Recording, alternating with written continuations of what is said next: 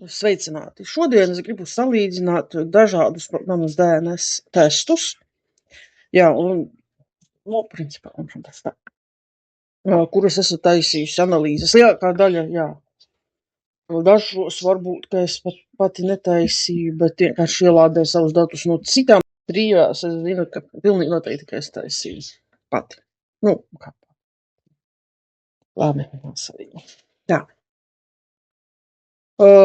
Tas, ko es zinu, jā, vismaz, bet īsāk sakot, tas, ko es zinu, tā kā faktiski, un tas, ko es, protams, uzzināju bišķi vēlāk, kā taisu DNS testus klāt, bet principā manas mātes ģimene ir no Latgales, bet viņas kaut kādi, sanāk, vecvecāki bija poļi. Par mana tēva pusi tur ir bišķi sarežģīti. Viņš ir it kā no Krievijas, bet kā es sapratu, ne īsti Krievs, bet laikam vairāk pat Baltkrievu, vismaz pēc rezultātiem skatoties. Bet arī viņš nezināja vispār, kas bija viņa tēvs, teiksim tā. Tāpēc jau arī ir interesanti atrast varbūt kaut ko vairāk. Bet tas, ko rāda rezultāti, piemēram, tas ir Family Tree DNA. Tad, jūs paši redzat. Tas ir Living DNA. Ja mēs ņemam vērā to, ka Baltkrievi tomēr ir, viņiem ir diezgan augsts procents, jebkurā gadījumā baltu DNS, tad tas viss arī ļoti loģiski viss sanāk. Tas ir 23andMe. Un šeit viņš pilnīgi parāda, ka ir Latgale un Sēlija.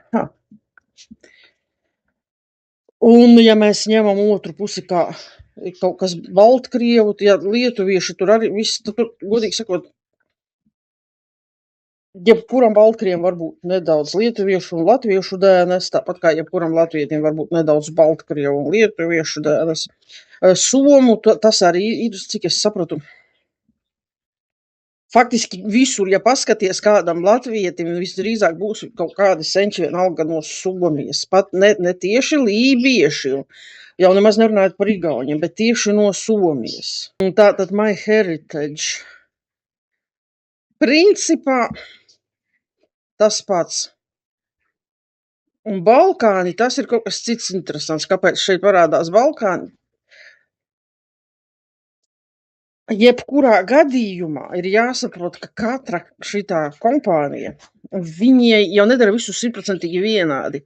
Un ģenētika, tas arī nav tā, ka tev viņu skatās tajā DNS testā, tur pilnīgi viss konkrēti ir pierakstīts. Tas vienkārši ļoti grūti noteikt. Tas vienkārši nav iespējams noteikt kaut kādus precīzus procentus jebkam, tikai tāpēc ir, ka daudzas valstis nav eksistējušas, robežas ir visu laiku mainījušās.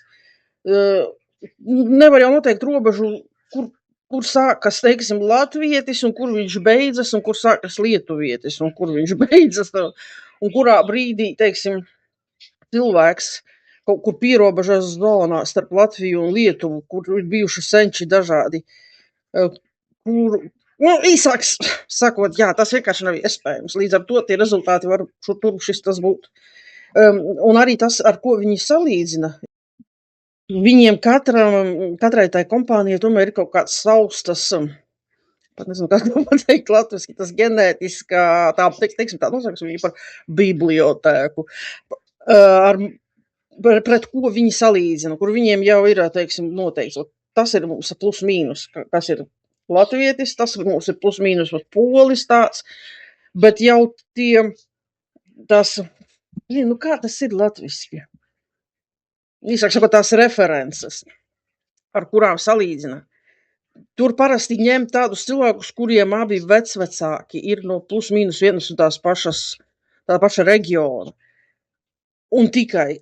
Tālāk daudz jau varbūt pat var nezināt kaut kurā brīdī, cik tālu tās paudzes, bet varbūt tā, ka, teiksim, 5. paudzē kaut kāds sensis ir, kā man, piemēram, no Pūglijas.